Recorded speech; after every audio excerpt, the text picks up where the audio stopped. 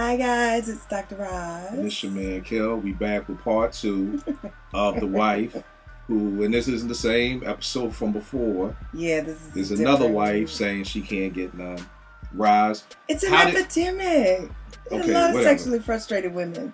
What did you end off with? That statement that I called a lot. I mean, I was just like, that's how women feel that their husbands express their love for them through sex. And you were saying that that's what makes y'all feel desired. I was saying that that's a load of crap. Well, I won't say it's a load of crap. I'll say this. I feel like it's a can't win for losing, because then when I feel like, you know what it is? From the women who can't get none, that's how they feel. For the women whose men are always on them, they don't feel that way. No, that might be true. They don't feel that way. They feel like, why this dude always on me? Why he always wants something?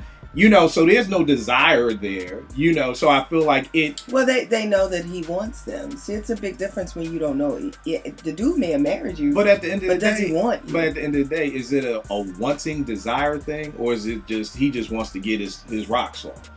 Because I feel like a lot of women just feel that way. Like, I'm just an object. He doesn't care about me. All he wants to do is just get some. So that's why I said that was a little crap. Because so here's what you guys have to learn. What do we have to learn? Quickies do have their place in a relationship. I ain't talking about quickies. No. I'm saying, like, most times when women feel kind of like he's just trying to get his rocks off, when it's just like you ain't put time into it.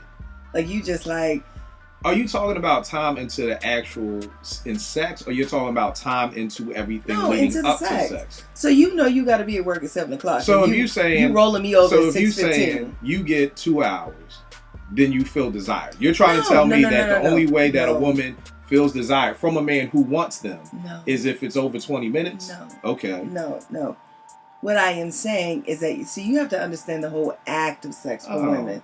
God, I'm tired of having to understand y'all. That is the problem. No, the problem is y'all are so deep. Stop being... We're not. Stop. We're not deep. Roz, don't tell me that. No. Don't tell me that. I promise you. Don't tell me we that. are very simplistic in nature. No, y'all are not. We are. Don't tell me that. So so let me tell you. You about to give me some algebraic breakdown. Men like 1 + 1 = 2. 2 - 1 = 1. I am not about We to are do that. simple. Y'all are algebra. Why don't y'all dumb yourselves down a little bit? And we'll try to get a little bit. No, we would. No, we probably would want y'all more. No. Dumb yourself down a little bit, and we'll try to educate ourselves up a little bit and meet in the middle. But I'm sick of it being y'all just too deep. It gets pathetic after a while. I just think that, guys, it's just the difference in how we see sex. No, it's the difference of how you are when you see sex. Like I said, I heard your whole heartfelt rundown for her. A chick who can't get none. And it's like, oh, she just wants to be desired. She just wants this. But you said that, you didn't say her, you said women are like that. And that's why it's a load of crap. Because like I said, the women whose men want them sure probably don't feel that way. So it's not across the board. Well, we don't know that. Women. We don't absolutely know that, because he may be lacking in other areas of showing that. I mean, I hear what you're saying. You know what I love about y'all? What's that? Y'all women will have each other's back all to day, the core. Every day. And then at this drop of a dime, cut a chick's throat. Y'all the most cold-hearted, most sweetest, yet cold-hearted people in the same freaking breath. We'll have each other's back, but then we'll be sleeping with a married man. Like, y'all are cold-blooded, man. Y'all like vampires out here. Seriously. Why she gotta be the bad? I didn't say her. I didn't say her. I didn't say her. I'm just saying women. And I'm not saying her. Not all women. I'm saying you women said she's in general. sleeping with a married man. Isn't he at fault too? He is at fault. But since y'all such a unified front, you should be appalled that a married man would even try to talk to you. But you know, it's a rack of chicks out there who like married men. So I'm not saying all women. I'm just saying y'all kill me because your personality is like unity, unified, and then the very... You remember that? And then the very next second, be ready to cut a chick throat. I used to like that song by Queen Latifah. My other question, stop. Just stop. The other question that I had, and that my man actually got at me on Twitter the other night when I had posted the last video we did, was maybe dude ain't playing for the Sixers. That might be true. let me explain that for somebody who may not You're understand. playing for the other team. The Sixers are my squad. So if I say you're not playing for my team, that means you don't like chicks. You like dudes. So my man was saying from watching the video, yeah, but y'all left out the fact he may not be, And playing it's for the true. home team. There are a lot of married gay men. There are a lot of men that need the lifestyle of looking like they're straight in terms of their career. So that is absolutely a possibility too. So like she said, she didn't want to go to her girls because, I think the first thought is, well, boom, he ain't having sex with you. He having sex with somebody, so he's cheating. But you may have to, be on your joint like, yo, are you playing for the Sixers? You may have to ask him that question. I think you just have to ask a lot. You guys got to talk. At the end of the day, the nun honestly, here's the truth that I was trying to get at too before I was rudely interrupted. The truth. The non having sex is just a symptom of whatever issue you have in your relationship. There's some resentment somewhere, but it's just a symptom. It is not the problem. It's just masking like it's the problem because you're not feeling desired and you feel like you're not getting that specific need met. It really is just a symptom. Underneath all of that, there's a primary reason of why this is not taking place. And that's what you guys have to communicate about. But you have to make the space very safe for him to tell you the truth. So you can't throw it back up in his face, or you can't storm out and get upset. It has to be a no holds barred, let's have a truth session, truth for truth. What's wrong with us? Do you want to be in this marriage? So that you guys can get back to a functioning. Did you just say truth for truth? Yeah. You been watching Love and Hip Hop, New York? No. With Joe Budden? Why you say that? I never heard Truth for Truth before. I heard Joe say that, and now I heard you say that. So you were about to get some cool points, but what? Give me some cool points anyway. Sure. Okay. What cool points? Okay. So, and another thing.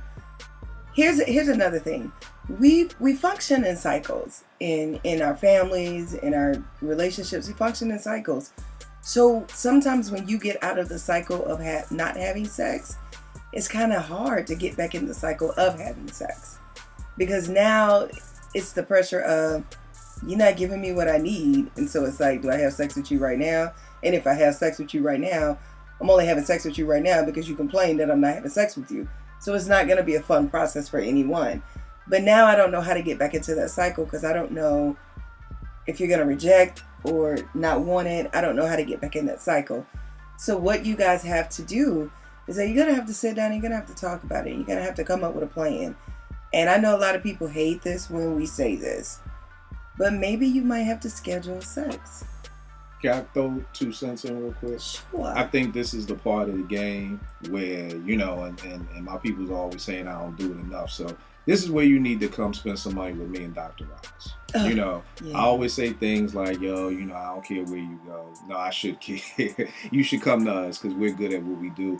But when you can't have those conversations by yourselves, you kind of need that third party to kind of be there to kind of make sure everybody's getting it. Like, well, what he said was this and what she said was that and things like that.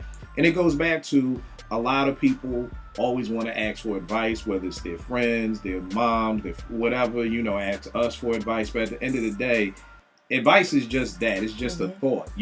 What you guys need is a plan. What most couples need is a plan, and you can't get that from, Yeah, when you're stuck, you can't. You do need a third party. I do agree. So it's like with Dear Abby. I mean, I remember that. That's been around for years. Yeah. So it's just like you can, and I think that started this whole phenomenon of just asking questions and having advice columnists and things like that. But at the end of the day, sometimes you need a plan, and with a situation like yours, you need a plan. With a situation where that it's gonna be some things may be said and some feelings may be hurt and everything like that. One of my old supervisors once told me, it's hard.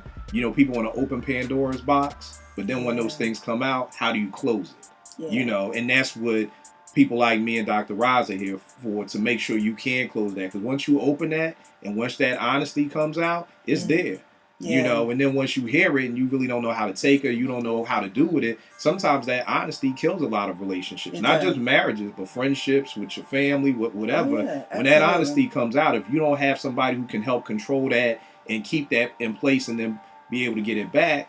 So all that to just say is that, you know, whether it is with us or somebody else, you definitely need to go see somebody so that you can move forward. This is a problem that you probably can solve. And in most cases, when most people are asking for advice, they're asking for advice because they probably have tried to They feel like they've tried all their options. They can't do anything else. So now let me ask somebody. So all that to say that, you know, y'all need to shout us out, marriageexposed@gmail.com. I mean, you know, for the cost of what you and your man probably spend at Fridays on a Friday night, me and Roz could book us for an hour and we can start chopping it up with y'all. You know, I don't think the Jack Daniels, you know, ribs and shrimp is worth more than your marriage. So think about that. Get with us. Prayerfully, we answered your question. I'm sorry, women, there's an epidemic. Y'all can't get none. I'm sorry. It is. You know, welcome to the Mickey Mouse Club of men who can't get none. Welcome to the club.